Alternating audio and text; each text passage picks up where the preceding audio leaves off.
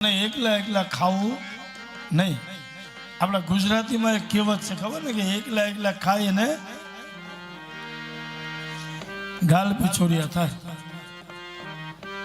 જે એક બાજુનો ગાલ હોજી જાય એટલે સમજી લેવું કે આખો ગલીની પાણીપુરી ખાવા ગયા, કોઈ જોઈ જાય ને એકલા એકલા. ભાગવત કહે જગતને જમાડીને જમે. ભાગવત શું કહે? જગતને જમાડી અને જે જમે એ જગદીશના લોકમાં જાય. જગતને જમાડી અને જે જમે એ જગદીશના લોકમાં જાય અને એકલા એકલા ખાય એ જસલોકમાં જાય. ખબર ને જસલોક કે આમ નહીં તો આમ કઢાવું. ધર્મ કાર્ય થતું હોય ને, ઘણા એમ કહે કે અમારી શક્તિ પ્રમાણે. શક્તિ પ્રમાણેની શક્તિ તો ભગવાને તમને બહુ આપી છે. ભક્તિ પ્રમાણે ભગવાન તમે ઘણું આપ્યું તો અમે ભક્તિ પ્રમાણે આપશું. અને એટલું યાદ રાખજો, 3 વર્ષ પછી અધિક મહિનો આવે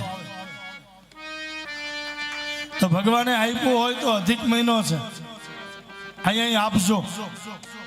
તમારું આપેલું સત્કાર્યમાં વપરાશે, દ્વારકાનો નાથ રાજી થશે.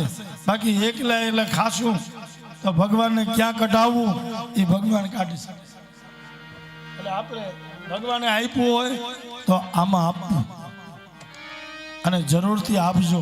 પાછો તો 3 વર્ષ પછી અધિક મહિનો આવશે, આમાં અધિકસ્ય અધિકમ. 10 આપો ને જ્યાં 40 થાય, 5 આપો અને 50 થાય, હજારો. એ પ્રમાણે આવજો. કહેવાય છે ને, માગું 20, માગું 20 અને આપે 30. ઊંચા હાથ કરીને બોલો જય દ્વારકા. અવાજ જ ના આવ્યો. માગું 20 અને આપે 30. ઊંચા હાથ કરીને પ્રેમથી બોલો જય દ્વારકા. હવે વાંધો નહીં, હવે આપણું કાર્ય દીપી ઉઠશે. કારણ કે આ 2 હાથ છૂટા થયા એટલે હવે આમાં પાવતી જો કેવી લખાય.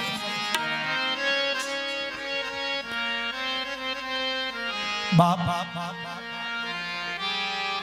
સુખદેવજી કહે એકલું એકલું ખાવું નહીં, જગતને જમાડીને જમવું.